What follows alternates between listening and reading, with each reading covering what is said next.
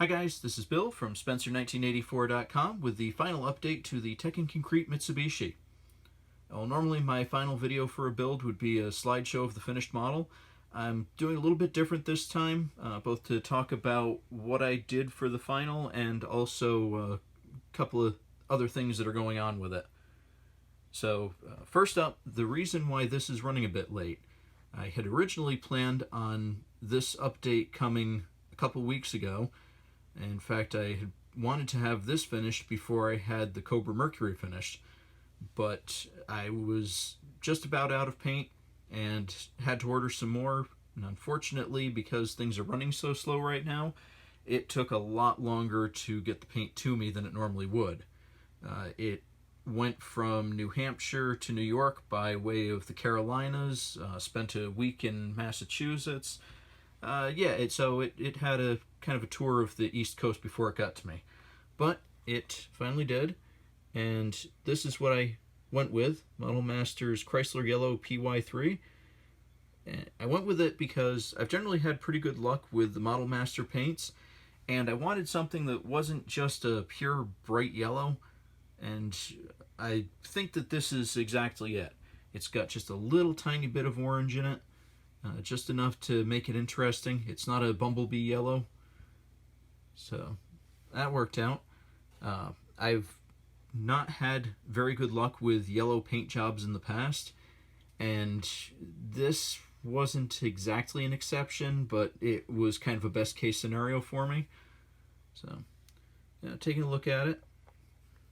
I also made a few minor adjustments to try to match the anime car. First one was here in the grill. I cut out the two plastic meshes that were there because there was a blank spot on one of them for the GTO badge, but Kimura's car didn't have that. Totally badgeless as far as I could tell. So I just cut those out and I put some black mesh in their stead, and I think that looks pretty good. I've also got a screen accurate, or at least close to screen accurate, license plate there. Like with the underside of the car, this had a few details that were really nicely done. The biggest of which is actually the smallest of, which are the side lights. Those are actually separate pieces that drop into the bezels. So that was a really nice, if totally unnecessary touch, but the end result is that the car looks like it's actually got clear lights at all four corners. That was a really nice touch by Hasegawa there. Generally, fit and finish on this has been good across the board. I've got no complaints with the way that Hasegawa did this, and if I could give myself an excuse for building another one of these, I totally would. Another modification that I did from the kit was the stripes. Stripes as they come in the kit are supposed to be a solid big black all the way across down both sides with a pinstripe on top. Animation simplified all of that to just a single hockey stick stripe down the side. So I redrew, printed those, and that's what you're seeing here. Round back, got the matching license plate to the front. And again, they had separate badge here for the trunk lid.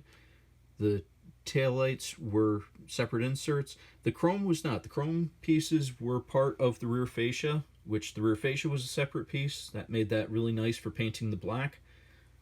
But those are actually painted with Molotow liquid chrome. Now, these side vents here, they dropped in with no problem. I did paint the field behind them black just so that it give it a little extra depth. And I did do a black wash for the panel lines as well as the cowl vents, and some of them worked a little bit better than others, but overall I'm pretty happy with the results.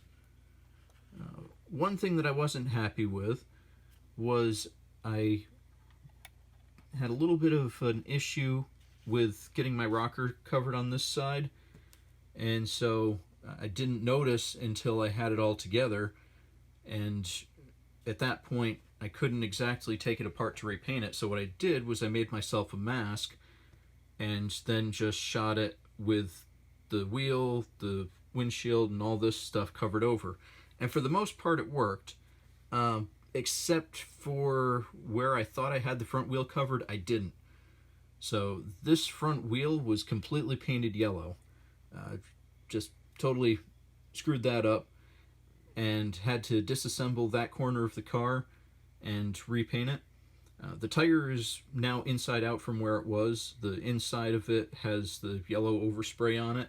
It's not as bad as it was. I was able to sand some of it off, but it no longer matched the other 3 tires, so that's why that's inside out. And then I redid the center cap and the beauty ring with more multi-liquid chrome. And unless you know what you're looking for, it pretty well matches. Bit of frustration, but nothing fatal on that. And it wasn't too bad also because I did add a little bit of weathering.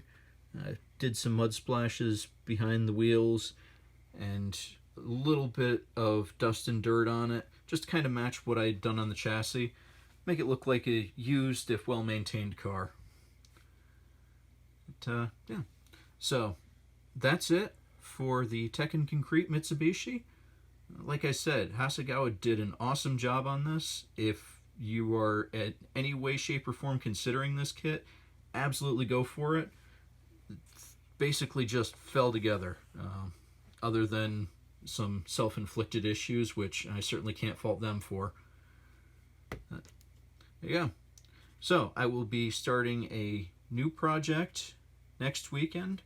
It's going to be something very, very different from this, but I'm looking forward to it, and I think that a bunch of you will be interested in watching the progress on it too. So check back then, and thanks for watching.